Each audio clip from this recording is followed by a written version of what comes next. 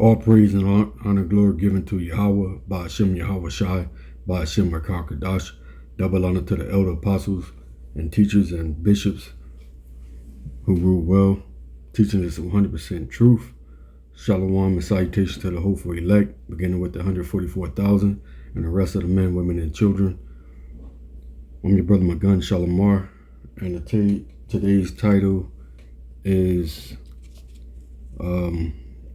Seeing That His Days Are Determined.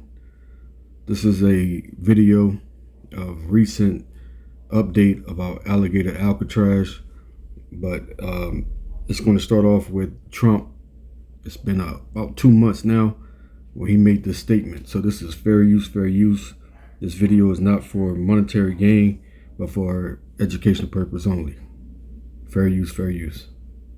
During a tour of the jail in July. You know, snakes are fast, but alligators are, but we're going to teach them how to run away from an alligator, okay? If they escape prison, how to run away. Don't run in a straight line. Run like this. And you know what? Your chances go up about 1%, okay? Not a good thing. We have a lot of bodyguards and a lot of cops that are in the form of alligators. You don't have to pay them so much. But I wouldn't want to run through the Everglades for long. It will keep people where they're supposed to be. This is a very important thing. Monday, a federal judge in Miami heard arguments in a federal lawsuit. So, you know, Trump basically speaking for the majority of America, you know, so-called white man mentality on the Israelites.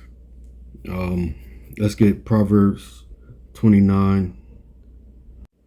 This is Proverbs 29 verse 12. It says, if a ruler hearken to lies, all his servants are wicked. And you know, this is basically America.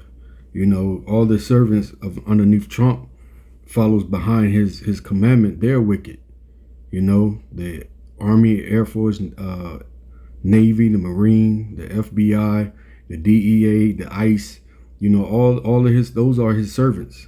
You know, they're wicked. Also the Democrats, the Republicans, the mayors, the governor. You don't see anyone on a whole, you know, the Edomites on a whole trying to come up against this man and calling out how wicked he is and how he's trying to destroy the Israelites here in America.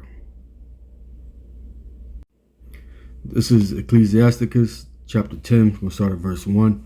A wise judge will instruct his people, and the government of a prudent man is well ordered.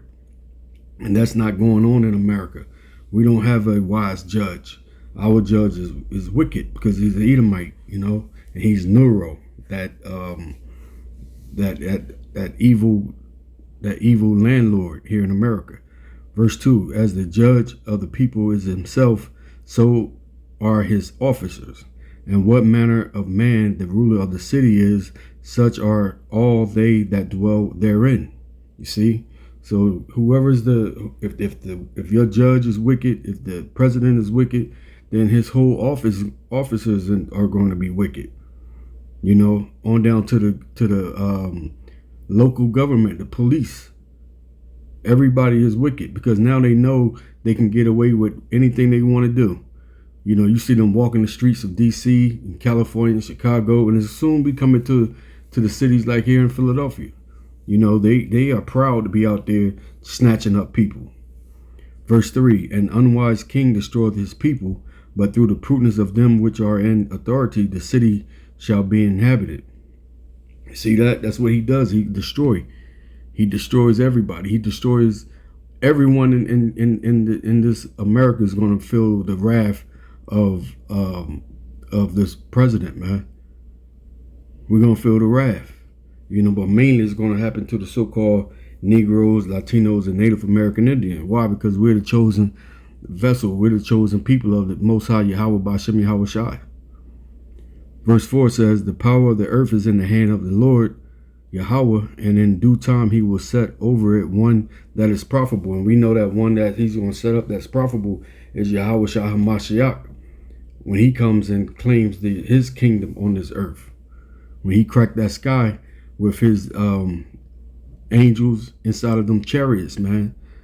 Hundreds of thousands and thousands of chariots are going to crack that sky. Once this MOTB takes place, we know it to be the micro C hit, and that World War III kicks off, it's over, because Yahawah is going to meet them in the middle of that war, and he's going to destroy America. America is going to be totally destroyed, but he also at the same time is taking down Esau's kingdom, his rulership here on earth. And your lawsuit also seeks to force the government to provide information about who is being held and where. Talk about the way that the government was disappearing people or has been disappearing people.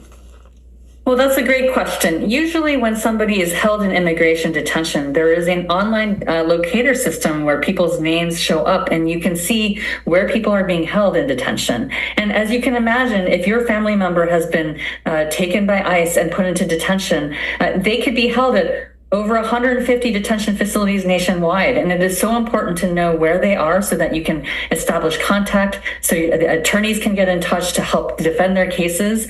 And here at Alligator Alcatraz, ICE has simply not been recording anybody who is being held at the facility. So even if you enter their name in the system, there's simply no result, which is profoundly disturbing when people are just being whisked off the streets. We have stories of people who were picked up in front of their churches, people who were on fishing trips with their families, people who are driving home from work, being pulled over by the highway patrol and then transferred into immigration custody.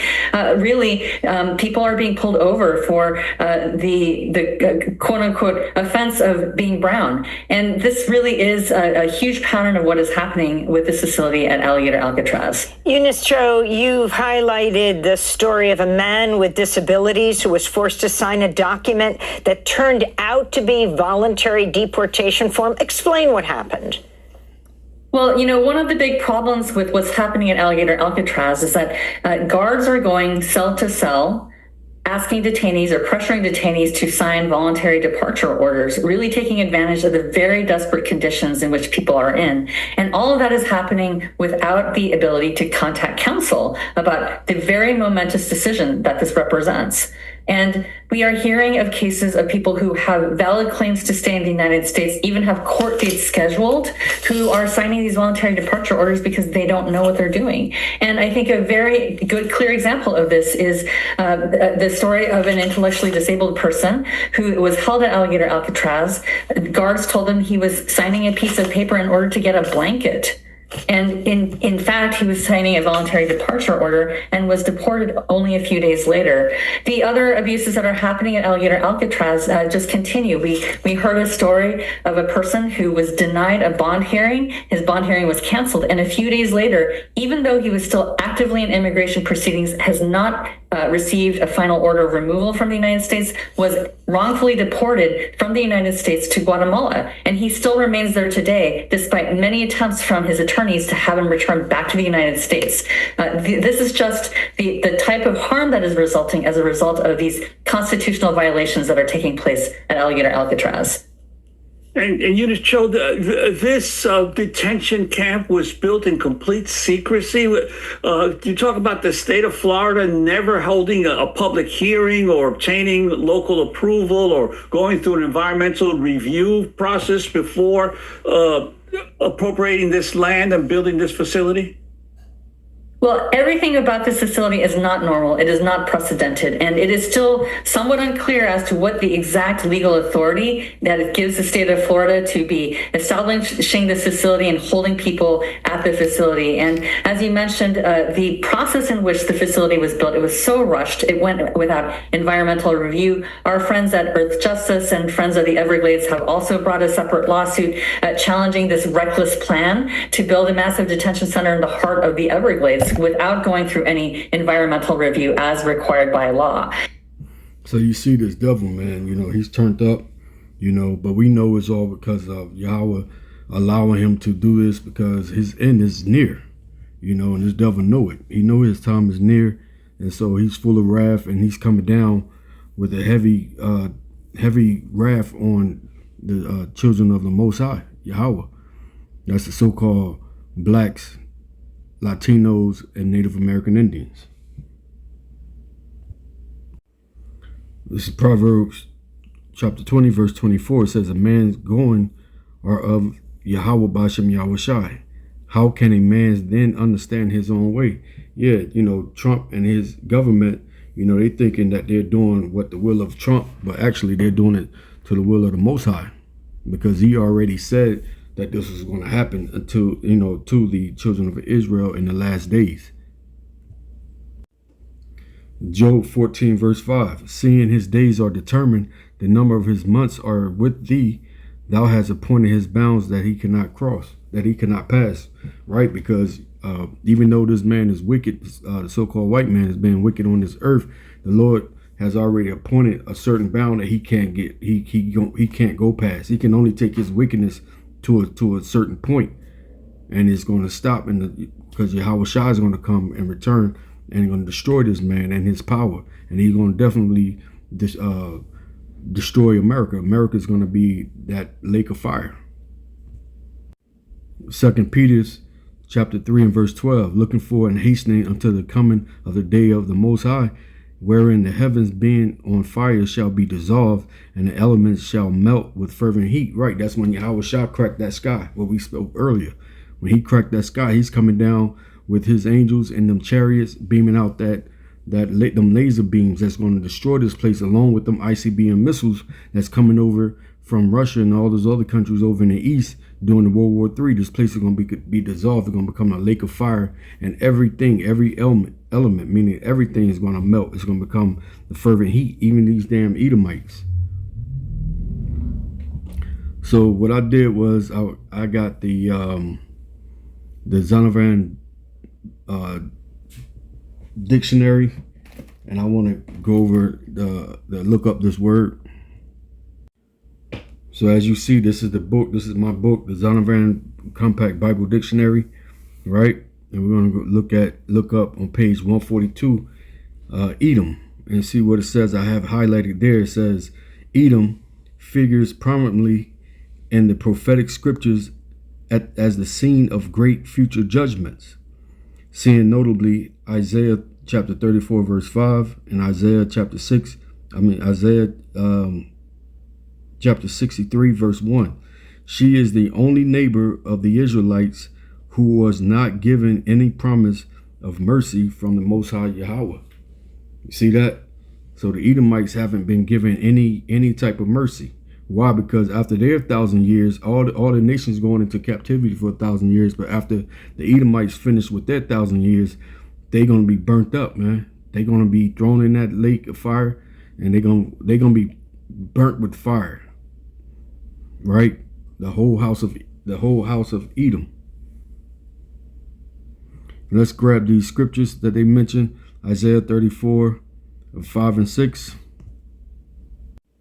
Now these that wrote that Zonovan dictionary, Bible dictionary, is top Edomite scholars. They're the own people. These are the same people who is being condemned. They wrote that about them. You see? So Isaiah chapter 34 verse 5. For my sword shall be bathed in heaven. Behold, it shall come down upon Idumea and upon the people of my curse to judgment. And them people of Idumea is a Greek way of saying Edom. Edom is also Greek, and Greek way of saying the Hebrew word Esau.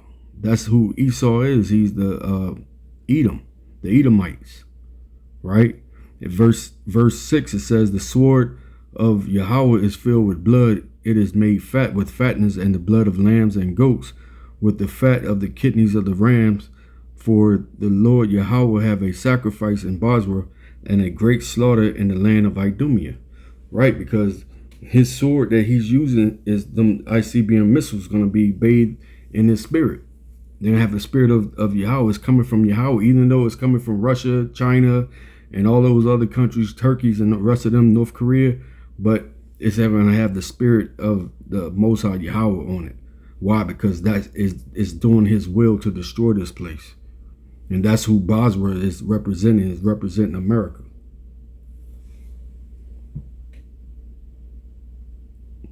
And let's get Isaiah, the 63rd chapter. This is the other scripture they mentioned. about Esau's fate. This is Isaiah 63:1. Who is this that cometh from Edom with dyed garments from Basra? This that is glorious in his apparel, traveling in the greatness of his strength. I that speak in righteousness, mighty to save. Right, because Basra is talking about America. Right, and the Edomites here and across the whole world, but the Edomites here in America, because America is gonna burn. And who is that coming? That's Yahawah coming in them chariots that we spoke about. And the prophet Isaiah said he's speaking in righteousness. That's the words coming from Yahawah, man. He said it, and the Lord said he does not lie. So with that, I hope you was edified. Shalom.